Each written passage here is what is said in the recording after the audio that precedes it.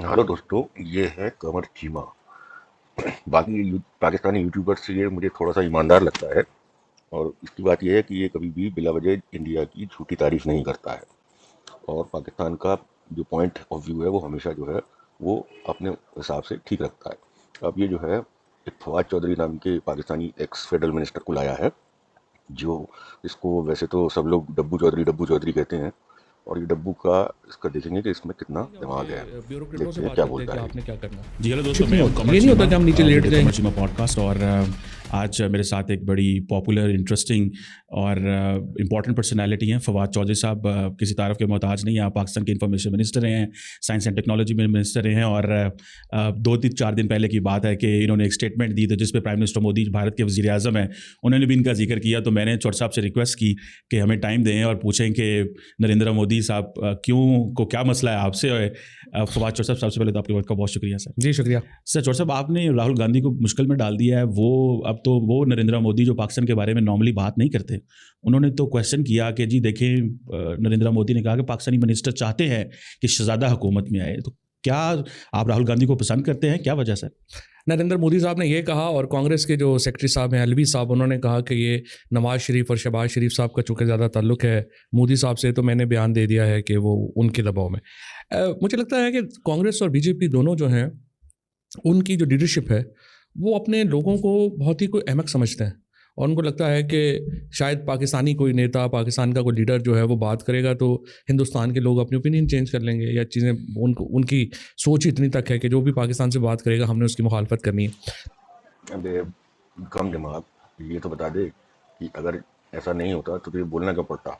दूसरी बात ये है कि पाकिस्तान में आज भी जो भी बोला जाता है उसकी एक इंडिया में तबका है जो सुनता है तुम लोगों की बातें।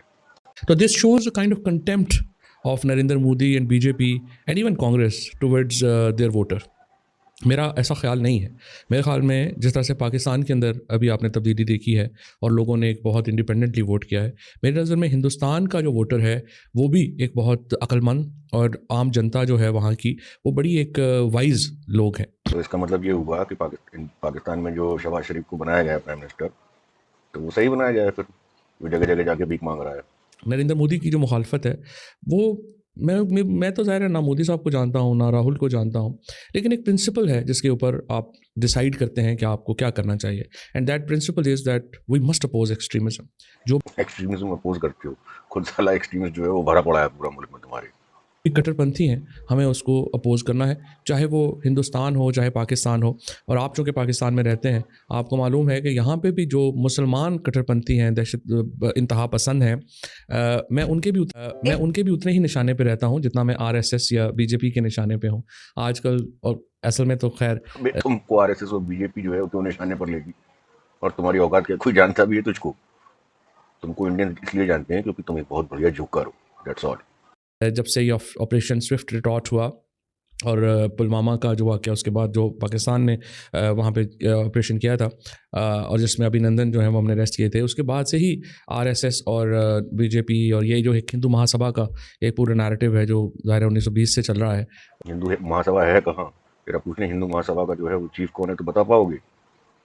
बेवकूफ साला। उन्होंने मुझे अपने निशाने पे रखा हुआ है और मुझ पे बहुत तनकीद होती है, और इस तरह जैसे पाकिस्तान में टीएलपी और ये दूसरी इंतहापसंद जमातें जो है वो मुझे तनकीद। जो हिंदू महासभा के लोग ना तो जो है वो तलवार चाकू निकल के रोडों को जाम करते हैं, और ना ही फिर उनको भगाने के लिए वापस भेजने के लिए जो है वो हजार हजार और 2-2 हजार रुपए बांटे जाते हैं फौज के द्वारा।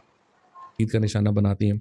बट इसलिए ही मैं समझता हूँ कि सब कॉन्टिनेंट का इंटरेस्ट ये है कि यहाँ पे लिबरल प्रोग्रेसिव वॉइसेस जो हैं वो आए, और इस वक्त नरेंद्र मोदी तो एक नफरत का निशान है। लिबरल वॉइसें आए वो भी पाकिस्तान से। वर्ल्ड में ये कहावत है कि liberal Pakistani is an oxymoron term. और नरेंद्र मोदी एक्सट्रीमिस्ट हो गया, जिसने सबसे ज़्यादा, जिसकी जो गवर्नमेंट की जो सब्सिडीज़ और जो स्कॉलरशिप्स हैं वो मुसलमानों को दी हैं जिसने पिछले 70 साल में, वो एक्सट्रीमिस्ट है। Very good. चाहे वो, और इंतहा पसंदी का निशान है। मुझे तो बहुत ही दुख है इस बात का कि पाकिस्तान जब बना था 1947 में, तो जो हमारी लीडरशिप थी उस वक्त, कायद आज़म मोहम्मद अली जिन्ना हों, बाकी लोग हों, हमने वादा किया था हिंदुस्तान के मुसलमानों के साथ कि हम उनकी जो इंटरेस्ट होंगे हम उनको सेफ गार्ड करेंगे, हम उनकी। तो कर लो अभी सेफ गार्ड। जो जो रंडी रोना यहाँ पर रो रहे हैं मुसलमान यहाँ के, ले लो पाकिस्तान में वापस, खोल दो दरवाजे उनके लिए। साला खुद खाने को है नहीं और दुनिया को जो है वो चले सब सिखाने, घर में नहीं है दाने, अम्मा चली बनाने। के लिए खड़े होंगे। आज जो कश्मीर के में हुआ है, जो हिंदुस्तान के मुसलमानों के साथ हो रहा है, पाकिस्तान से एक आवाज़ नहीं है उनके लिए उठ रही। अबे इससे उठेगी क्यों? और कश्मीर में देख लो, पिछले 3-4 साल में इतना डेवलपमेंट हो गया, इतना तुम्हारा पाकिस्तान का मेन शहर लाहौर में नहीं है जितना। बड़ा दुख क्या होगा? मेरी नज़र में हमने अपनी एक इंटरनेशनल पोस्चरिंग, इंटरनेशनल पोजीशन तो बहुत बर्बाद कर ली है। हम रीजन के अंदर हम समझते हैं कि हम बड़े रेलिवेंट हैं। अबे हो क्या तुम? बड़ी इंटरनेशनल ये तबाह हो गई वो अब तुम्हारी औकात ना शुरू से थी ना अभी थी। वो तो अफगानिस्तान में और इधर मिडिल ईस्ट की तरफ जो है वो टर्मोइल आते गए, इस वजह से अमेरिका जो है पैसे देता गया। तो तुम्हारे पास था क्या और है क्या? ना कोई टैलेंट, ना इंडस्ट्री, ना कुछ, ना दिमाग। ने बिट्रे किया है हिंदुस्तान के मुसलमानों को और कश्मीर को इस सारे मामले में। अच्छा, लेकिन चौर साहब, आप बात कर रहे हैं कि नफरत की बात कर रहे हैं। इंडिया में तकरीबन 80% लोग हिंदू हैं। अगर वो नरेंद्र मोदी को पसंद करते हैं, वो नरेंद्र मोदी जो एक टी सेलर है, एक आम आदमी है, अनएजुकेटेड बंदा था, अनएजुकेटेड है। अब ये साला 3 बार अनएजुकेटेड बोलेगा, अननेसेसरली जो है टी सेलर है, अनएजुकेटेड है। उसने 15 साल गुजरात में सर्व किया एज ए चीफ एग्जीक्यूटिव, 10 साल सेंटर में किया, लेकिन लोग उसे पसंद कर रहे हैं। तो आपको नहीं लगता हमें लोगों की जो चॉइस है उसकी रिस्पेक्ट करनी चाहिए, बजाय इसके हम कहें कि वो क्यों वहाँ पे आ रहा है? लोग इंडिया की यही चाहते हैं। वो कहते हैं उसने तो हमें 5वीं बड़ी इकॉनमी बना दी है। वो तो अनएजुकेटेड बंदा है। अब पाकिस्तान में देखें, यहाँ पे ऑक्सफोर्ड ग्रेजुएट रहे हैं, कौन कौन हमारी लीडरशिप में पढ़े लिखे लोग रहे हैं। हमें जैसे इमरान खान जैसे लोगों को ऑक्सफोर्ड ग्रेजुएट करते हुए साला पास हुआ, स्पोर्ट्स कोटे में गया था वो, और किसी लायक नहीं था वो तो उसका बाप रिश्वतखोर था, इसलिए जो है उसके पास एक्स्ट्रा पैसे थे और उसने भेज दिया पढ़ने। और वैसे भी क्या उखाड़ लिया, सेक्स टेप आती रहती है उसकी जब देखो। वो मुकाम नहीं दे सके जो एक वो अनएजुकेटेड बंदा बात कर रहा है। तो हमें उनके मैंडेट की रिस्पेक्ट नहीं करना चाहिए, जो कि उसको तीसरी दफ़ा भी करना चाह रहे हैं, रखना लाना चाह रहे हैं। जाहिर है कि जो भी वोटर फैसला करेगा, रिस्पेक्ट तो उसकी होगी। लेकिन अगर प्रोसेस आप जो है वो ऐसा हो जाए कि जिसमें वोटर को चॉइस का मौका ही ना मिले, उस पर तो तनकीद करनी ही चाहिए। अब चॉइस का मौका ना मिले, सारे के सारे पॉलिटिशियन तो यही चाहते हैं कि सिर्फ उसको वोट मिले, तो वो क्यों चाहेगा कि उसका अपोनेंट जो है वो ऊपर आके उसको जो है चैलेंज कर दे। तो ये देखिए ना कि जिस तरह से नरेंद्र मोदी जो है उसने क्या किया है हिंदुस्तान में। एक तरफ तो उन्होंने एक एक्सट्रीमिज्म बेस्ड, एक कट्टरपंथी बेस्ड अपनी पॉलिटिक्स बनाई। कैसे बना लिया एक्सट्रीमिस्ट बेस्ड? जरा कुछ 2-3 जो है वो एविडेंसेस दें। ये योगी हो, अमित हो, ये जो दो औरतें ले आए हैं, ये औरतें, 2 औरतें ले आए, साला ये हैं पाकिस्तान के फेडरल मिनिस्टर और उनकी लैंग्वेज। वाह रे तमीज़दार पाकिस्तानियों। ये एक कंगना और दूसरी अपनी जो है ये कंगना रनौत और ये नहीं, ये जो अमेठी से जो इलेक्शन लड़ रही हैं, स्मृति ईरानी। इस तरह की औरतों के ऊपर जो है वो उन्होंने एक नफरत पे मबनी पॉलिटिक्स की बुनियाद रखी। आज हिंदुस्तान की मईशत जो है वो असल मईशत जो कांग्रेस का फेलियर है, आज की मईशत तो मनमोहन सिंह की बनाई हुई मईशत है। ये वाह बेटा, जब गन पॉइंट पे जो है वो पॉलिसीज चेंज करनी पड़ी थी इंडिया को, तब तो नहीं ताली बजा रहा था पाकिस्तान की ये पॉलिसीज चेंज हो गई हैं। अब इनको जो है वो कांग्रेस याद आने लगा। कल के दिन कांग्रेस आ जाएगी तो उसको भी गाली देने लगेंगे। अरे तुम लोगों के मन में नफरत है और कुछ नहीं है। और वैसे ये वो प्रिंसिपल हैं। और मनमोहन सिंह तो हमारे अबे आपको नरसिम्हा पता है राव, झेलम नरसिम्हा राव। के, he was a proud son of Jhelum. तो आज हिंदुस्तान की जो मईशत है वो तो मनमोहन सिंह जी के दिए हुए असूलों पर, प्रिंसिपल्स के ऊपर जो है वो आगे गई है। उसके बाद इकोनॉमिक पॉलिसीज में जो ना वो सैकड़ों बार चेंजेस हुए हैं। पढ़ना लिखना आता नहीं है, बन गए मिनिस्टर। इसने आके ये किया है नरेंद्र मोदी ने कि एक कॉर्पोरेट ग्रुप वहाँ खड़ा कर दिया है। आज भी आप देखिए ना कि फॉर एग्जांपल ये अयोध्या का जब इसने ये किया है, जिसको ज़ाहिर हम तो अवध कहते हैं, जो हम उर्दू बोलने वाले हैं, जो अवध की शामें और उसके ऊपर सारी एक हमारी तो एक पूरी उर्दू अदब की एक तारीख जुड़ी हुई है इस खत्ते से। ये यूपी का, फैज़ाबाद का, अयोध्या का जो इलाका है। अबे तुमसे क्या मतलब? हमारे झेलम के भी ये हैं और हम अवध के भी हैं, और कुछ भी जो मन में आए। और इसको में अगर जो इन्होंने अभी बाबरी मस्जिद को जिस तरह शहीद किया और राम मंदिर बनाया, ये तारीख बदलना चाहते हैं। और वहाँ पर आप जरा देखिए लोग कौन थे, वहाँ पर कोई गरीब आदमी तो नहीं था। क्यों पूछने गया था? आज हर रोज जो है वो 5 लाख आदमी जा रहा है मंदिर में, तो वो गरीब आदमी नहीं है, सब अमीर आदमी है इंडिया में। हर रोज 5 लाख अमीर आता है अयोध्या मंदिर घूमने। वहाँ पे सारे बिलियनर जो हैं वो उन्होंने इकट्ठे किए हैं। हिंदुस्तान को इसने आके एक कॉर्पोरेट एंटिटी, ये जो हिंदुस्तान 5वीं बड़ी इकोनॉमी का हम बात करते हैं ना, ये रेप्लिका है इस वक्त अयूब खान की इकोनॉमी का, जहाँ पर जो 70% दौलत है वो सिर्फ 100 ख़ानदानों ने इस वक्त हिंदुस्तान में काबू की हुई है। अबे तुम्हारा अयूब खान का जो होगा वो होगा। अयूब खान ने तो कितनी पॉटी की है वो मालूम है सबको, रेप्लिका है। और भैया कॉर्पोरेट के लोगों को बनाना और बड़े बड़े कॉर्पोरेट हाउस बनाना जो है वो वेल्थ जनरेटर भी होता है, साथ में जो है वो क्या कहते हैं, नौकरी जनरेटर भी होता है। और यहाँ पाकिस्तान के अंदर जो अयूब खान के दौर में 20 खानदान थे, अब 50 हो गए होंगे। सो ये जो डिवीजन है इसकी वेल्थ की, it's enormously problematic in India. मतलब अमेरिका से ज़्यादा प्रॉब्लमेटिक है, जहाँ एक टॉप 1% के पास में 99% ऑफ द वेल्थ है। कहाँ से ये नंबर उठा के लाता है, कुछ भी बोलता रहता है। लेकिन हिंदुस्तान के अंदर तो आप अंबानी की अब शादी देखें जो अभी हुई है, वो क्या कोई इंसेन, इतनी गुर्बत में एक मुल्क जो है उसके अंदर इतनी इंसेंसिटिव आदमी बैठा हुआ है। 10% एक्सट्रीमली पॉवर्टी है तुम्हारे यहाँ, मल्टी डायमेंशनल। 60% ऑफ लोग पॉवर्टी से गुजर रहे हैं तुम्हारे यहाँ, और तुम हमारे इंडिया में कह रहा है पॉवर्टी है। और जरा अपने यहाँ की जरा बड़ेरों की शादियाँ देखो जरा क्या करता है। अब वो बात अलग है कि उनकी औकात जिसकी जितनी औकात है वो उतनी जो है वो शादी करता है लैविश। और फिर वो केवल शादी नहीं थी, वो जो है कॉर्पोरेट अलायंस, वर्ल्ड इंटरनेशनल जो बड़े बड़े कॉर्पोरेट हाउसेस थे उनके लोग आए हुए थे, और वो मीटिंगें चल रही थी वहाँ पर फ्यूचर ऑफ इंडिया के लिए। अंबानी कि वो अरबों रुपए उन्होंने बेटे और उसके बेटे की शादी पे लगा दिए हैं, उसको कोई परवाही नहीं है कि लोग जिस तरह के हैं। और फिर ये जो Tatas and Birlas and Ambanis, they are sponsoring this Hindu Mahasabha. Hindu Mahasabha को स्पॉन्सर कर रहे हैं, जरा कुछ वो है हिंदू महासभा के बारे में कुछ लिटरेचर पढ़ा है? ये कॉर्पोरेट जो एक I would say community India की बड़ी थोड़ी, जिन्होंने सारे वसाइल पे कब्जा किया है, और वो अब हिंदू एक्सट्रीमिज्म के ऊपर रिलाय करके मोदी को बड़ा कर रहे हैं। अरे मेरे ज्ञानवान आदमी, दुनिया में कौन सा जो है वो कॉर्पोरेट का हाउस जो है वो पॉलिटिक्स को जो है वो स्पॉन्सर नहीं करते हैं और उनको चंदा वगैरह नहीं देते हैं? तुम्हारे यहाँ तो जहांगीर तरीन, तुम्हारे बाप इमरान खान का जहाज जो है उसके लिए उड़ा उड़ा के ले गया था सब पूरे दुनिया में। 2-4 लोगों के पास तो हवाई जहाज ही तुम्हारे यहाँ प्राइवेट। वो सारे के सारे सेनेटर्स और ये तो तुम्हारे MNAs को उठा के ले जा रहा था इधर से उधर। तब तो नहीं बोला तूने। ये राहुल गांधी का मसला नहीं है, जो भी उनके मुकाबले पे खड़ा है, चाहे वो ममता बनर्जी हैं, चाहे वो केजरीवाल हैं, चाहे वो राहुल गांधी हैं, जो भी इनके मुकाबले पे खड़ा है उसको पूरी हमायत दी जानी चाहिए। क्यों दी जानी चाहिए? तो उससे क्या मतलब इंडिया की पर्सनल पॉलिटिक्स में? फिर तू चाहेगा कि इंडिया की कंट्री जो है वो तुम्हारे यहाँ की पॉलिटिक्स में जो है इंटरफियर करे, और दूसरी तुम्हारी एंटी पार्टीज को जो है वो यहाँ से जो है वो फंडिंग करना शुरू कर दे? ये चाहता है तू? बताएं कि थोड़े दिन पहले भारत के डिफेंस मिनिस्टर राजनाथ सिंह ने एक स्टेटमेंट दी कि जी पाकिस्तान के अंदर हमने, हाँ जी, 20 बंदे घुस के मारे। गार्डियन की रिपोर्ट आई, बाद में उनसे इंटरव्यू किया गया CNN न्यूज़ 18 ने। गार्डियन की रिपोर्ट आई है कि इंडिया ने 20 बंदे मारे हैं, पर क्या राजनाथ सिंह ने बोला है? राजनाथ सिंह का स्टेटमेंट सुना है? राजनाथ सिंह ने ये कहा है कि जो भी हमारे अंदर जो है वो परेशानी पहुंचाएगा कोई भी कंट्री, उसको हम घुस के मारेंगे। ये नहीं कहा कि हम लोगों ने 20 मारे या 50 मारे। चोर साहब, आप बड़ा तगड़ा बोलते थे भारत के बारे में, पार्लियामेंट में जब होते थे तब भी बोलते थे, मीडिया में भी बोलते थे। ये पाकिस्तान जवाब क्यों नहीं देता? मतलब इतनी बड़ी बात है कि एक सिटिंग मिनिस्टर ये कह रहा है कि हाँ जी हमने बंदे हम घुस के मारेंगे, लेकिन सारे पाकिस्तान के अंदर साइलेंस है। इसकी क्या वजह है? लीडरशिप की कमी है, जानबूझ के इग्नोर किया जा रहा है? आप इसे कैसे देखते हैं? इसको ऐसे दिखते हैं कि सबकी फटती है, यहाँ तक कि आर्मी चीफ की भी फटती है। आपकी बोलेंगे और हो जाएगी औकात बिल्कुल सीधी।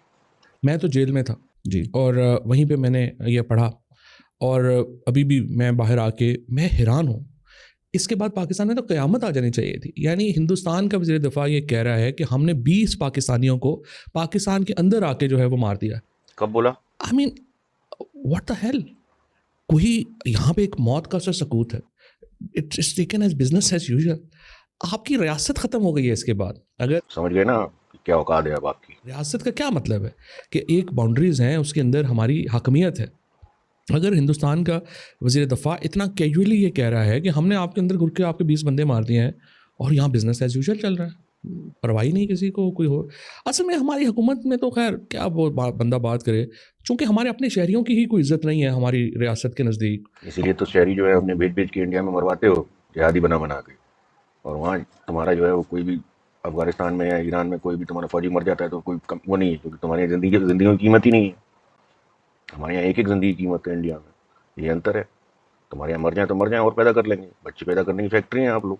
हमारे शहरी जिस तरह भी आपने देखा, जिस तरह उठा के ले गए, फेंका, मारा, चूँकि अपनी शहरियों की कोई इज्जत नहीं है तो वो समझते हैं बाहर के आके भी मार जाएं तो क्या होगा, क्योंकि रिप्रेजेंटेटिव गवर्नमेंट नहीं है। रिप्रेजेंटेटिव गवर्नमेंट होती है तो वो सेंसिटिव होती है अपने शहरियों के लिए। और अगर आपने इतना कैजुअली लेना है तो फिर तो रियासत के मानी ही ख़त्म हो गए, फिर तो मुल्क की कोई रह ही नहीं गई, हैसियत और अहमियत ही ख़त्म हो गई ना अगर इस तरह से। मेरे ख्याल में बहुत वीक रिस्पॉन्स था। तो बहुत हर पाकिस्तानी को इस पे बहुत दुखी होना चाहिए कि अनफॉर्चुनेटली हम बिल्कुल एक बेबस और लाचार इतने हो गए हैं कि हिंदुस्तान का वज़ीर दफ़ा कह रहा है हमने 20 बंदे अंदर आके मार दिए। फिर बोल रहा हूँ, पहले तो उसने बोला नहीं कि हमने 20 बंदे मारे, और दूसरी बात कि तुम लोगों की औकात नहीं है बोलने की तो मत बोलो ना, चुप रहो। अभी भी जो है वो चलाए जा रहे हो। तो सर ये अभी जो हम देख रहे हैं कि इंडिया के अंदर राइज है, मेजॉरिटेरियनिज्म है, इंटरनेशनल कम्युनिटी क्यों साइलेंट है? वो तो बात करती है डेमोक्रेसी की, वो बात करती है सिविल सोसाइटी की, मीडिया फ्रीडम की, इन प्रिंसिपल्स की बात करती है, लेकिन इंडिया के अंदर वो खामोश हैं। वो कहते हैं कि हम अगर लेट्स से अमेरिकन ने या जर्मन ने बात की जब केजरीवाल को पकड़ा गया तो उन्होंने बाकायदा उनके डिप्लोमेट्स को समन कर लिया और उनको स्नब कर दिया। आप क्या समझते हैं कि दुनिया डिपेंडेंट है कि आज के भारत के ऊपर बात ही नहीं की जा सकती और वो जो मर्जी कर रहे हैं अब उनके ऊपर क्वेश्चन नहीं किया जा सकता? इंडिया की जो क्या कहते हैं पॉलिटिक्स है उसमें दूसरी कंट्री का इंटरफेरेंस क्यों? इंडिया तो नहीं कहता है ना कि वहाँ अमेरिका में जो है वो डेमोक्रेट आना चाहिए या फलाना आना चाहिए या दूसरा आना चाहिए। इंडिया तो नहीं कहता है ना कि पीपल्स पार्टी के जो फलाने को क्यों जो है वो अरेस्ट कर लिया। इंडिया ने तो नहीं पूछा ना कि अभी तू जेल से छूट के आ रहा फवाद चौधरी, उसको क्यों जेल में डाला गया। तो फिर दूसरे लोग क्यों पूछेंगे इंडिया से? क्या औकात है उनकी? मेरा ख्याल है नहीं, अभी जो रिसेंट किया हुआ है मामला, ये जो इन्होंने कनाडा में और अमेरिका में लोग जो हैं जाके मारे हैं, अनलाइक पाकिस्तान जहाँ पे प्रॉब्लम ही नहीं हुई, हुकूमत खामोश बैठी रही और अभी भी बैठी हुई है, वहाँ पे actually must say Canadian government ने बड़ा स्ट्रॉन्ग स्टांस लिया है, अमेरिकन ने बड़ा स्ट्रॉन्ग स्टांस लिया है। नहीं, स्ट्रॉन्ग स्टांस लेके क्या उखाड़ लिया ये तो बता दें। क्योंकि वहाँ पे ऐसे नहीं चल सकता। यूके ने बड़ा स्ट्रॉन्ग स्टांस लिया, ये बड़ी गलती की है नरेंद्र मोदी ने ये करके। और अभी तो मैं सुन रहा हूँ, बड़ी अच्छी खबर आ रही थी कि अजीत डोभाल को पर्सोना नॉन ग्राटा डिक्लेयर किया जा रहा है इन मुल्कों में, जो कि एक बहुत बड़ा स्टेप होगा, मैं ये समझता हूँ। तो अनफॉर्चुनेटली पाकिस्तान ने इस मसले के ऊपर, मुद्दे के ऊपर कोई रोल अदा नहीं किया। पाकिस्तान की हैसियत क्या है जो रोल अदा कर ले? चुपचाप बैठो और अपने बंदों को मरवाओ बस। और बांग्लादेश तो आपको पता है वो तो सब्सिडरी बन गया है अभी, हसीना वाजद तो सब्सिडरी है नरेंद्र मोदी की। तो इस रीजन से कोई कंसर्न जो है वो इनको नहीं आ रहा, जो कि एक अनफॉर्चुनेट है और होना चाहिए। लेकिन मुझे लगता यही है कि जो वक्त गुजरेगा और आगे जाएगा उसमें देखिए ना, ये प्रॉब्लम ये है कि ये जो एक्सट्रीमिज्म है ना, ये इस तरह नहीं है कि पाकिस्तान को कोई प्रॉब्लम नहीं होगा। हिंदुस्तान डिस्टेबलाइज होता है या हिंदुस्तान के अंदर एक्सट्रीमिस्ट आते हैं, उसका डायरेक्ट थ्रेट है पाकिस्तान को। पाकिस्तान में ये ना कोई समझे कि हिंदुस्तान के अंदर जो कुछ होता रहेगा हमें क्या है, जिस तरह हम बैठे हुए ना हर काम के ऊपर सानू की, ये नहीं, इस तरह नहीं होता। चंपू, हिंदुस्तान में एक्सट्रीमिस्ट कौन से आएंगे? Hindu. Hindu itself by default जो है वो एक्सट्रीमिस्ट नहीं हो सकता है। कभी रिलीजन कुछ पढ़े होते तो हर हर कंट्री को अपनी ऐसी कंट्री मत मानो। हम एक ग्लोबल वर्ल्ड में हैं और ये तो रीजन में हम बड़े आपस में क्लोज हैं। और जो सिखों के साथ जिस तरह से इस वक्त वहाँ पे एक जुल्म और इस्तबदाद हो रहा है, सिखों के साथ यहाँ इंडिया में जुल्म हो रहा, जहाँ पर सिक्की जो है पैदा हुई है जिस कंट्री में, ठीक, वहाँ खुद के जो है वो वहाँ ननकाना साहब के मेन ग्रंथी की लड़की को उठा के ले गए थे और उसको जो है वो वापस जो है वो इतनी मुश्किल में किया जब इंटरनेशनल प्रेशर बना, तब भी उसका साथ उसका बलात्कार और सब कर दिया था इन लोगों ने। ये कहते हैं कि सिखों के साथ पूरा सिख वाइप आउट करके रख दिया है पाकिस्तान से। जो पंजाब के ऊपर उसका डायरेक्ट इफेक्ट आएगा और आ रहा है पंजाबियों के साथ। अभी देखे ना, केजरीवाल जो है दिल्ली में उसको उठा के उन्होंने जेल में डाल दिया है, पूरा इलेक्शन जो है वो रिग कर रहे हैं लोग। तुझे जब जेल में डाला था और जो हंटर मारे थे तुझको, और तेरे बाप इमरान खान को अभी भी जेल में डाल के हंटर मार रहे हैं पिछले साल से, तब कुछ नहीं। जो है वो डिस्क्वालीफाई करके, जैसा जो कुछ पाकिस्तान में हुआ है उसके तकरीबन 40% हिंदुस्तान में अब हो रहा है, जो कि बड़ी उस हिसाब से एक बड़ी फिक्र की बात है। साला अपनी फिक्र करता नहीं है और इंडिया में 40% हो गया तो फिक्र होगी इसको। ये पाकिस्तान की खामोशी और रीजन की खामोशी जो है ये कंट्रीब्यूट कर रही है हिंदुस्तान के अंदर एक्सट्रीमिज्म को। तो साहब आप बड़ी नज़र रखते हैं पाकिस्तान की स्टेट के ऊपर, मतलब आप पढ़ते हैं बहुत ज़्यादा।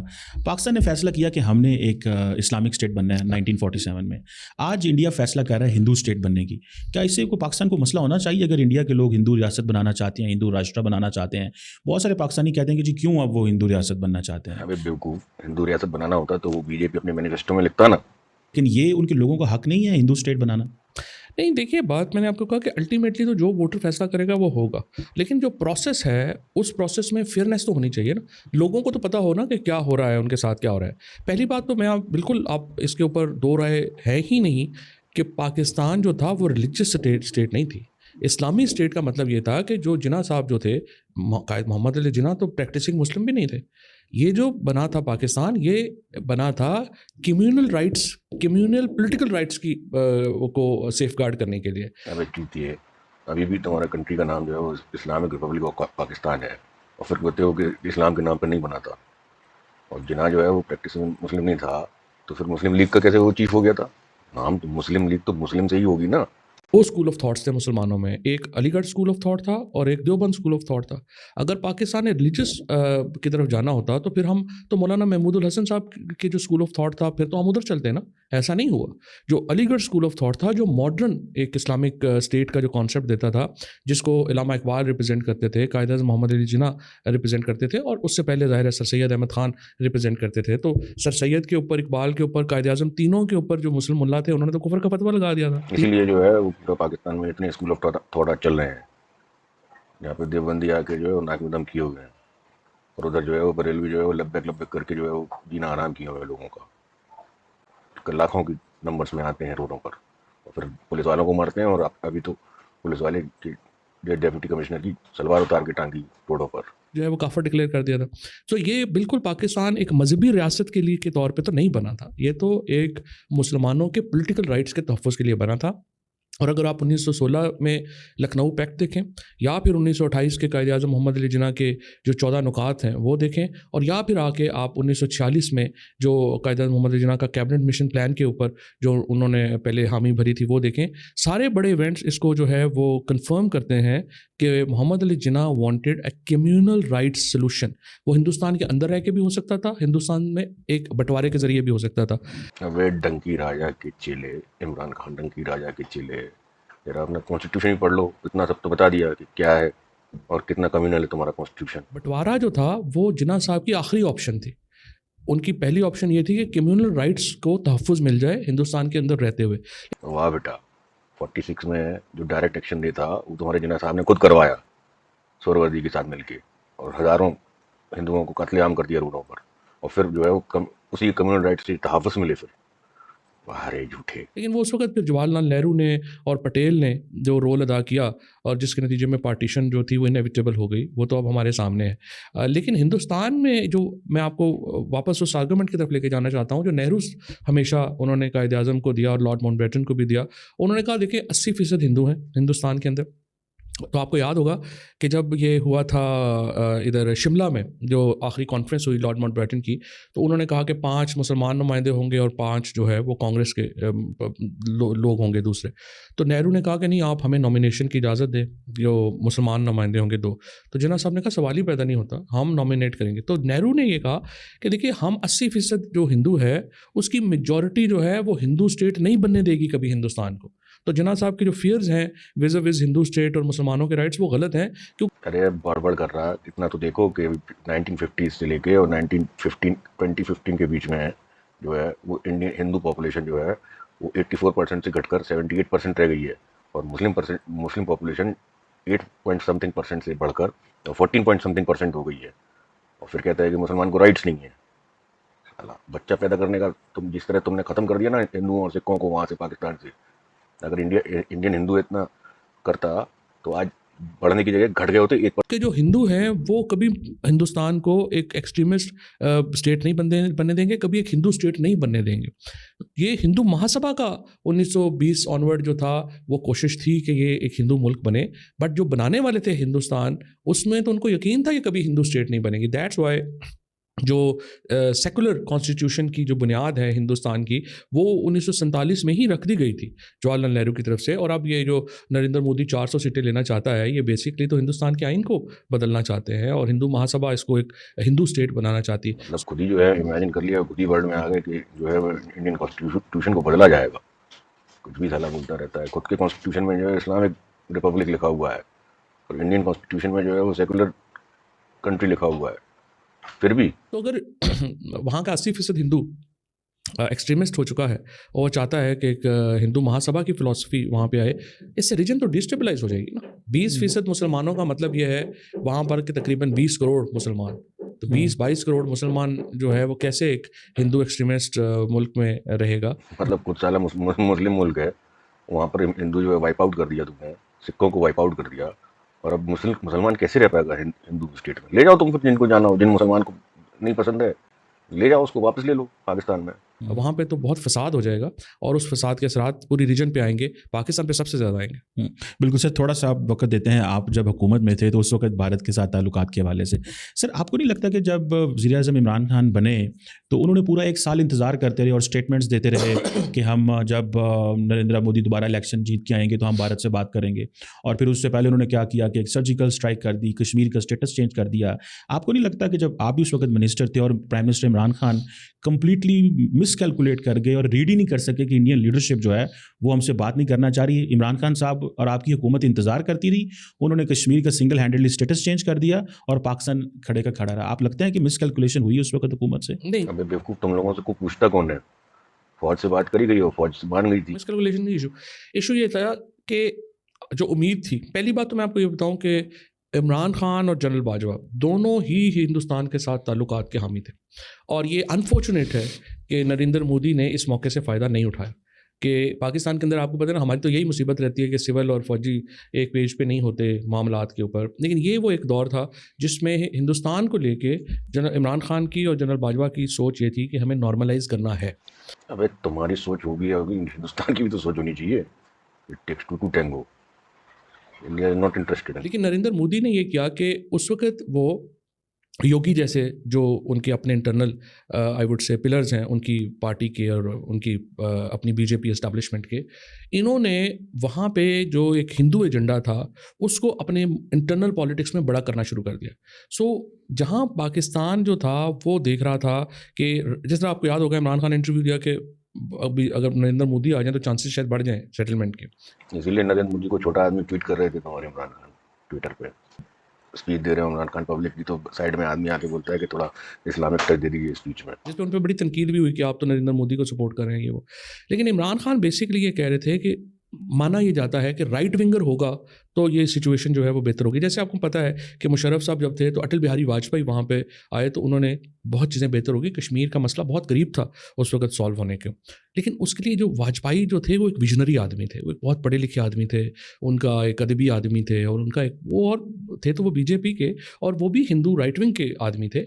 लेकिन उनकी जो एक इंटरनेशनल आई वुड से कि जो एक्सपोजर था वो बड़ा डिफरेंट था। और तभी जो है वो जब मीनार पाकिस्तान पर तुम्हारा वाजपेयी तुम्हारे मीनार पाकिस्तान पर गए थे तो उनके जाने के बाद जो है वो मक्के के पानी से को पानी में मिलाकर वो पूरी मीनार पाकिस्तान धुलाई गई थी कि वो गंदी हो गई। उनकी एक बैकग्राउंड बड़ी स्ट्रांग थी। नरेंद्र मोदी की तो कोई बैकग्राउंड नहीं है और इंटरनेशनल एक्सपोजर तो उनका है ही नहीं। वो तो एक बड़े छोटे से एक स्पेक्ट्रम में रहते हैं और उसी में उनको इस वक्त जो है वो फ़ायदा भी हो रहा है। कुछ साला जो है वो वडेरे और देहाती जो है वो जमींदारों का देहाती और जमींदारों का जो है वो लौंडा है और नरेंद्र मोदी को चैलेंज कर रहा है। वाह। ख्याल ये था कि मोदी जीतेंगे, राइट विंग जीतेगी तो बातचीत होगी। उसने अपने इंटरनल पॉलिटिक्स के प्रेशर में आके ये सुनहरा मौका गंवा दिया जब इमरान खान और जनरल बाजवा दोनों हिंदुस्तान के साथ ताल्लुकात नॉर्मलाइज करना चाहते थे। और अब तो खैर ये मौका गुजर गया है और अब नहीं मुझे लगता कि जल्दी ये बात दोबारा पटड़ी पे आएगी। फिर सब क्यों आएगी? जब इंडिया इंटरेस्टेड ही नहीं है बात करने में तो क्यों आएगी बात? आपने भी कहा है कि नरेंद्र मोदी का ग्लोबल एक्सपोजर नहीं है, लेकिन उनके दौर में तो वो यूएई के बहुत करीब हो गए हैं, सऊदी अरब के बड़े करीब हो गए हैं, ओआईसी के तमाम ममालिक के। आप जब कश्मीर का स्टेटस बदला तो तमाम अरब ममालिक ने उनको हार पहनाए, जो हमारे यहाँ आप भी उस वक्त आई थिंक इन्फॉर्मेशन मिनिस्टर थे। क्वाड जैसे ग्रुप्स में हैं, I2U2 जैसे ग्रुप्स में हैं, दुनिया के तमाम बड़े मल्टीलैटरल फोरम्स में है, G20 उन्होंने कराई। तो ये तो फिर उनको तो फॉरेन पॉलिसी का बड़ा अच्छे से पता है, यहाँ बड़ा अच्छे से काम कर रहे हैं। डिस्पाइट ये उनके ऊपर क्वेश्चन मार्क था कि वो गुजरात में क्योंकि डोमेस्टिक पॉलिटिक्स करते रहे, उनको इंटरनेशनल रिलेशंस का नहीं पता। तो आपका नहीं ख्याल कि वो ज़्यादा अच्छा परफॉर्म किया उन्होंने? नहीं, वाह जी वाह। इनके अब्बू फवाद चौधरी के अब्बू इमरान खान को भी तो जो है वो घड़ियाँ और हार पहनाए गए थे, तो वो तो सब जो है वो 20% में जो है गवर्नमेंट से खरीद के और उन्होंने बेच दिए करोड़ों अरबों रुपए के। चोर साला, खुद का अब्बू चोर है और दूसरे को जो है वो फॉरेन पॉलिसी भी नहीं मालूम। इनका अरब कंट्रीज़ के साथ आना या जो चीज़ें होना वो तो हमारा फेलियर है ना। वो तो हम नहीं कर सके उनको जो भी हमें चाहिए थी लॉबिंग या जो भी हमें मुसलमानों। आप देखें कितना जुल्म है कि यूएई में जाके वो मंदिर ओपन कर रहे हैं और यूएई में मंदिर ओपन कर रहे जुल्म है, क्योंकि इनकी किताबों में जिस किताब को ये पढ़ते हैं, जिस स्कूल ऑफ थॉट को ये मानते हैं, उसमें लिखा हुआ है कुफ्र ही जुल्म है। कुफ्र मतलब होता काफिर, यानी कि कोई भी गैर मुसलमान जो है अगर वो अपना जो है इबादत की जगह बना रहा है तो वो जुल्म है। उन्होंने वहाँ पे बाबरी मस्जिद बना दी है और यूएई के हुक्मरानों को इतनी तौफीक नहीं हुई बात करने की कि आप कम से कम जो है इतना बड़ा हम आपको ये मंदिर यहाँ पे अलाउ कर रहे हैं बनाने को, तो आप मस्जिदें तो ना तोड़ें। अब वो अरे भाई यूएई के लोग समझदार हैं, 40% यूएई जो है वो इंडियन चलाते हैं, इंडियंस हैं वहाँ 40% का पूरा यूएई चलाते हैं इंडियंस। वहाँ पे उन्होंने वो मस्जिद तोड़ी, अब औरंगजेब मस्जिद जो है वो शहीद करने जा रहे हैं जो दिल्ली के अंदर है। ये करने जा रहे हैं इसका भी तो इनको पहले से पता रहता है। ये तो अरबियों में ना ये कॉम्प्लेक्स भी आ गया है, ये जो नई जनरेशन आई है अरबियों की, उनमें ये कॉम्प्लेक्स है कि हमने खुद को मुसलमान से वो थोड़ा दूर करना चाहते हैं। मतलब जहाँ पर इस्लाम पैदा हुआ है वो जो है वो गलत है, वो जो है छोटे मुसलमान हो गए, और ये दो कौड़ी की कन्वर्ट लोग जो है वो तलवार देख के जो है सलवार पहन ली जिन लोगों ने, वो जो है ये सच्चे मुसलमान है। तो अनफॉर्चुनेटली वो भी एक एक्सट्रीम है, आपको बैलेंस तो नहीं ना लूज़ करना होगा, राइट्स तो जो हैं वो उनके ऊपर तो आपने खड़ा होना। सो अनफॉर्चुनेटली हम लोग जो है वो आई वुड से कि हमारी एग्रेसिव हमारी जो फॉरेन पॉलिसी थी वो नहीं हुई। हमारा फॉरेन ऑफिस का हाल भी तो आपको पता ही है, जैसे है वो गुजारे पे चल रहा है। पैसे होंगे तब तो चलेगा, साला तनख्वाह देते नहीं हो। किसकी सारी एम्बेसी के लोग जो है वो ट्वीट कर चुके हैं कितनी बार कि हमारी तनख्वाहें दे दो। पता ही नहीं चलता कौन किधर से एम्बेसडर लग जाता है, उधर से लग जाता है, इधर से लग गया ना, उसको पता होता है एक्सपोजर का ना कुछ। एम्बेसडर के जनरल्स लगा देते हो, कहीं ब्रिगेडियर लगाया कहीं जनरल लगा हुआ है, और दूसरे को कहते हो फॉरेन पॉलिसी नहीं आती, और घुटने के जिनकी दिमाग घुटने में होते हैं उनको जो है एम्बेसडर लगा देते हो। ना रेलिवेंट लोगों से कोई ताल्लुक, ना कम्युनिटी से कोई ताल्लुक, तो बड़ा नुकसान पहुंचाया है हमने अपने डिप्लोमेसी में तो खुद को। और ये अरब मुल्कों के साथ हमारी डिप्लोमेसी बहुत कमज़ोर है। अब तो देखिए हमें क्या, हम ऐसे ही वो अभी इसराइल के ऊपर सऊदी अरेबिया ने 5 इस्लामी मुल्कों को बुलाया मशवरे के लिए, तो पाकिस्तान उसमें शामिल ही नहीं था। तो क्या मतलब हमारी क्या हैसियत रह गई है इस वक्त इंटरनेशनली? आप दुख ही कर सकते हैं और क्या कर सकते हैं हम।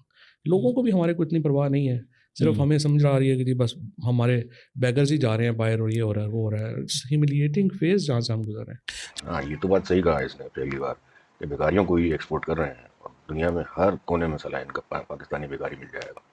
यूएई और मक्का मदीना में तो ऐसे हर जगह चप्पे चप्पे पर पाकिस्तानी बेकारी बैठा हुआ है। कुछ लोग तो चंदा करके इसलिए सब जाते हैं साल में दो बार कि भीख मांग के जो है ज़्यादा पैसा कमा के आ जाते हैं। सर साहब ये बताएं कि कहा जाता है कि जब एक कैबिनेट मीटिंग में ये फैसला हुआ कि हम भारत से शुगर वगैरह import, I think sugar and cotton import करेंगे, तो कहा जाता है कि उस वक्त शेख रशीद, शरी मज़ारी, शाह महमूद कुरैशी साहब जो थे, दे वर द हॉक्स, उन्होंने कहा कि नहीं हमें इंपोर्ट करने की ज़रूरत नहीं है। सर साहब आपको नहीं लगता कि हमें कुछ एवेन्यू खोलना चाहिए था? क्योंकि जब इमरान खान ने 370 बदलने के बाद पहले तो कहा जी कि ठीक है हम भारत से ट्रेड नहीं करेंगे, बंद कर देंगे, उन्होंने हमें MFN में वापस हो गया। अरे जब कभी खुद MFN दिए ही नहीं और यहाँ पर इंडिया का MFN जो है एंजॉय करते रहे इतने सालों, तब कुछ नहीं। रेबीज़ की मेडिसिन इंपोर्ट करना शुरू कर दी क्योंकि वो कहीं और से दुनिया से नहीं आती थी। आपको नहीं लगता कि इमरान खान या आपकी पार्टी के अंदर, आपने थोड़ी देर पहले कहा कि हालात अच्छे थे, लेकिन हॉक्स भी अंदर ही थे जो समझते थे कि अगर हमने सपोर्ट किया तो हम की पॉलिटिकल वेट ना लूज़ कर दें या पॉलिटिकली इररेलेवेंट ना हो जाएं, क्योंकि हुकूमत के ऊपर उस वक्त प्रेशर थे? देखिए इमरान खान जो है ना वो कश्मीर के ऊपर बड़े सेंसिटिव थे, और वो समझते थे कि ये कश्मीर के ऊपर जो 370 इन्होंने कर दिया उसके बाद हमारी कोई इनके साथ जो है वो नहीं होनी। लेकिन इस पर मैं आपको याद ये कराना चाहता हूँ, मसलन हमने पंजाबी फिल्में ओपन करवा ली, वो मैं उस पर लेके था, मैं इंडियन फिल्में भी ओपन करवाना चाहता था और हो जानी थी हमारी, लेकिन वो हमने फिर उसको बैन नहीं किया। एक दिन भी इंडियन मूवी हमने बैन नहीं की। इंडियन जो फिल्म मेकर है उसने पाकिस्तान में बीजेपी के डर से, मोदी के डर से फिल्में भेजना बंद कर दी। अभी एक बात बताओ, पाकिस्तान में फिल्में देखने लोग जाते कितना है? 2-4 करोड़ रुपए जो कि फिल्म मेकर्स के लिए पीनट्स हैं, उसके लिए जो है वो बिला वजह का सर दर्द लेंगे। लेकिन उन्होंने भेजना बंद कर दी। मेरा जो अपना नज़रिया है वो मैं शाह साहब से भी और शीरीन से भी और शेख साहब से भी डिफ़र करता रहा हूँ। मेरा नज़रिया ये है कि हमें हर वो काम करना चाहिए जिससे पीपल टू पीपल कांटेक्ट बढ़े। अरे भाई, जब इंडियन पीपल चाहती नहीं है कॉन्टैक्ट बढ़ाना, क्यों तुम चाहोगे? चाहो अपने अंदर। हम लोग हिंदुस्तान के पाकिस्तान से नफ़रत नहीं करते, पाकिस्तान के लोग हिंदुस्तान से नफ़रत नहीं करते। पाकिस्तान में तो एक्चुअली ज़्यादा वेलकमिंग है हम। अबे किसने कह दिया कि नहीं करते? जरा देख लो अपने प्रोग्राम में कमेंट, डब्बू कहीं का। हमें टुथ एंड नेल अपोज करना चाहिए बीजेपी, RSS और हिंदू महासभा की पॉलिसीज़ को। अबे इंडियन पॉलिटिकल पार्टी का तुझसे मतलब ही क्या है? देखिए ना, पंजाब तो बड़ा इफेक्ट, पंजाब 65% पाकिस्तान है। अब देखिए खैबर पख्तूनख्वा अफगानिस्तान के साथ ट्रेड कर सकता है, बलूचिस्तान ईरान के साथ ट्रेड कर सकता है, कराची सिंध के पास जो है वो अपनी समंदर है। पंजाब किसके साथ ट्रेड करेगा अगर हिंदुस्तान के साथ नहीं खुलेगा? बस हिंदुस्तान के साथ ना करे, जिसके साथ करना हो कर ले। बलूचिस्तान के साथ ट्रेड कर ले और KPK के साथ ट्रेड कर ले, वो भी तो फॉरेन लैंड ही है पंजाब के लिए। सबसे ज़्यादा नुकसान तो पंजाबियों को हो रहा है दोनों तरफ, और इसीलिए जो पंजाबी हैं वो पिस रहे हैं इस सारे झगड़े में। साला पूरा पाकिस्तान जो है वो पंजाब चलाता है। दुनिया कहती है कि Pakistan is Punjab and Punjab is Pakistan, और पंजाब को प्रॉब्लम हो रहा है, पूरा मुल्क खा के बैठ गए साल। कि तो कश्मीरियों को नुकसान हो रहा है और पंजाबियों को नुकसान हो रहा है। तो it has to we have to come on some kind of settlement, और इसको हमें ये तो पीपल टू पीपल कॉन्टैक्ट तो खोलना पड़ेगा। कोई ज़रूरत नहीं है, अपने पीपलों से कॉन्टैक्ट खोलो, अपने जो है बलूचिस्तान के लोगों से कॉन्टैक्ट करो पहले, जो इतने दूर बैठे हुए हैं, तुमसे इतना दूर होते जा रहे हैं, या अपने केपी के वालों से करो जो कलशनिकोव लेके और जो घुसे आ रहे हैं पंजाब में तुम्हारे, पहले उनसे कॉन्टैक्ट कर लो, फिर इंडिया के बारे में सोचना। डॉक्टर साहब ये कहा जाता है कि मोदी साहब जो थे वो पाकिस्तान आना चाहते थे और बलूचिस्तान के किसी इलाके में को रहना चाहते थे, और ये कोई ऐसी बातें मैंने सुनी थी। मैंने कहा मैं जस्ट आपसे ये कंफर्म, आपके दौर में कुछ था ऐसा कि वो पाकिस्तान आना चाह रहे थे, जनरल बाजवा ने एग्री भी करवा लिया था, लेकिन खान साहब जो थे वो कहीं अड़ गए और कुछ इस तरह की बात हुई? नहीं, मेरा नहीं ख्याल, ये कभी ऐसी डिस्कशन नहीं हुई, बट आई बिलीव कि वहाँ पे एक मंदिर है बलूचिस्तान के अंदर काफ़ी जो है, जहाँ पे शायद वो जाना चाहते हों, बट मुझे इस बारे में कोई इल्म नहीं है। अबे बेवकूफ़, हिंगलाज माता का मंदिर है और खुद साला पाकिस्तानी हो के तुझको नहीं पता है, और यहाँ इंडियन के बच्चे बच्चे को पता है उस मंदिर का नाम।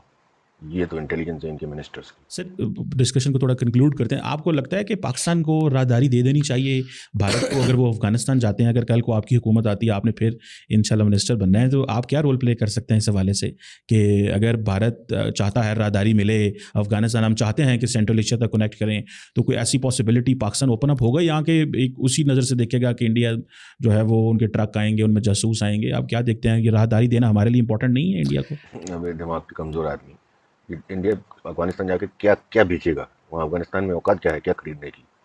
क्या ज़रूरत है इंडिया को अफगानिस्तान की राहदारी की? इंडिया को केवल जो है वो डोनेशन देने पड़ते हैं, दान देना पड़ता है अफगानिस्तान को, इसलिए उनको ट्रक भेजने पड़ते हैं। वो ईरान से जा रहे हैं, और जब तक अफगानिस्तान जो है वो सेटल नहीं होगा तब तक सेंट्रल एशिया में जाने की तो सवाल ही नहीं पैदा होता। कुछ भी बेसर पैर की बातें करता रहता है। देखिए, मेरे ख्याल में कमर्शियल इंटरेस्ट एक दूसरे मुल्कों में बढ़ेगा तो एक पीस आ सकता है, बट मुसीबत ये आ रही है इस वक्त कि आप कैसे इस नरेंद्र मोदी के साथ कैसे आप डील करें? एक बिल्कुल एक्सट्रीमिस्ट आदमी है। खुद साला जो है वो बच्चा वो जो है वो तुम्हारा अब्बा इमरान खान जो है हाथ में जो है वो तस्वीर और माला लेके वो अल्लाह अल्लाह करता रहता है। इवन ट्रम्प के साथ बैठकर जो है वो माला लेके वो जप रहा था वो ऊपर वाले का नाम। और फिर जो नरेंद्र मोदी जो है वो एक्सट्रीमिस्ट हो गया, जो मुसलमानों को सफ़ाए हस्ती से मिटाना चाहता है, जिसकी सारे जो आप इसकी योगी की बातें सुने और इसकी ये जो ईरानी है इसकी बातें सुने और इनके जो लोग हैं उनकी बातें सुने। क्या बोला है किसी ने? जरा कोट करें एक बार।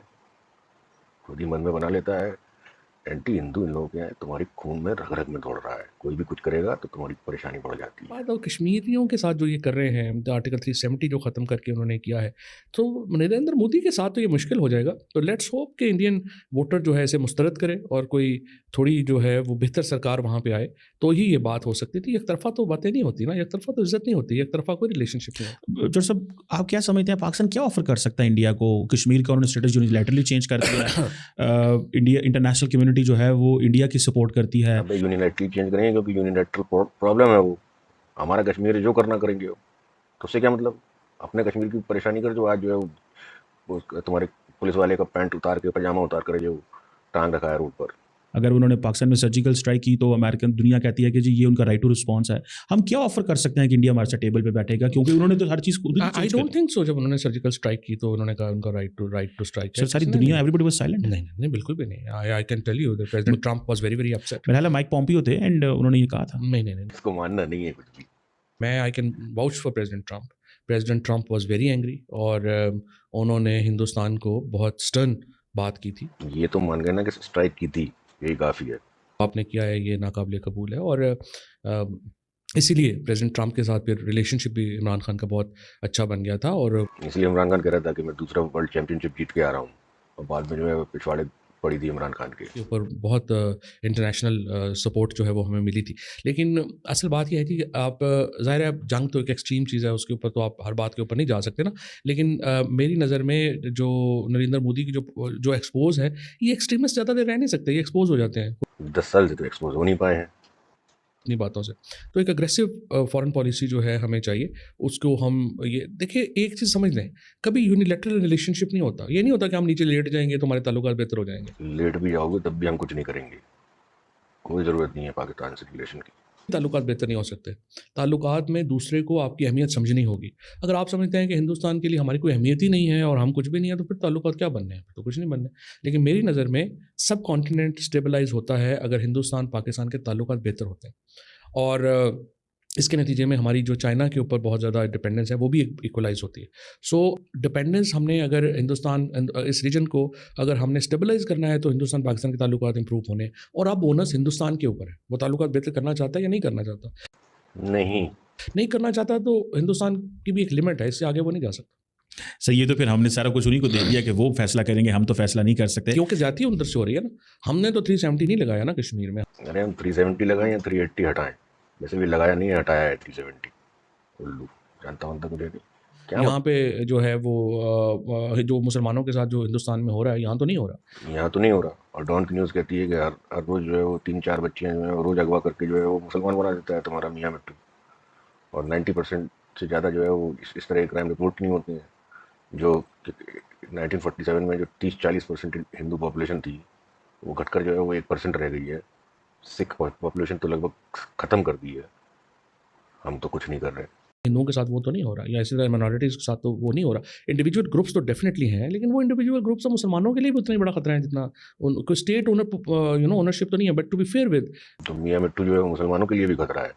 the continuity of our leadership, बेशक इसमें सिविल लीडरशिप हो या मिलिट्री लीडरशिप हो, notwithstanding PTI, Peoples Party, PMLN और जनरल बाजवा, जनरल आसिम मुनीर या पुराने तमाम जो हमारे आर्मी चीफ्स हैं और तमाम जो हमारे प्राइम मिनिस्टर्स हैं, उन्होंने एक कभी ये नहीं कहा कि मिनॉरिटीज़ को हकूक़ से महरूम करना एक पाकिस्तान की पॉलिसी है। हमारे जो है वो कॉन्स्टिट्यूशन में लिखा है कि कोई नॉन मुस्लिम जो है वो बड़ा ओहदा नहीं संभाल सकता। कभी उन्होंने इनकरेज नहीं किया कि आप ये, किसी पॉलिटिकल पार्टी ने पाकिस्तान में ये जरूरत नहीं है कि वो इनकरेज करे कि आप किसी मिनॉरिटी के ऊपर जाके अटैक कर दें। स्कूल बुक्स में तुम्हारा हिंदू बनिया और बगल में चुरी और मुंह में ना राम राम और ये सब लिखा हुआ है। पाकिस्तान स्टडीज़ में हिंदुओं के लिए क्या क्या क्या नहीं लिखा है। जरा BBC की डॉक्यूमेंट्री देख लें कि क्या पढ़ाया जाता है हिंदुओं के बारे में पाकिस्तान में। तो हिंदुस्तान में तो मेन स्ट्रीम हो गई है ये बात, तो ओनस तो नहीं भी होगा ना जो कर रहे हैं। सर आखिरी सवाल, अक्सर भारत में ये कहा जाता है कि पाकिस्तान में किससे बात करें, सियासतदानों से करें, फ़ौज से करें। आपको क्या ख्याल है, क्या पाकिस्तान के सियासतदान इतने इकट्ठे हैं कि उनसे बात की जा सकती है, या कि फ़ौज से इक्वली दोनों से बात करनी पड़ेगी भारत को? ये ऐसे बहाने हैं। जब हम जा रहे, जब परवेज़ मुशर्रफ साहब ने साइन किया था, जाके चले गए थे आगरा में, तो वाजपेयी से बात करते हैं या उनके ब्यूरोक्रेटों से बात करते हैं कि आपने क्या करना है? तो वाजपेयी जो है वो ब्यूरोक्रेट का बॉस था, और यहाँ जो तुम्हारा प्राइम मिनिस्टर है वो तुम्हारे फौजियों का जो है वो नौकर है। एक सिस्टम में चलते हैं, इंडिविजुअल्स पे तो डिपेंडेंट नहीं होते।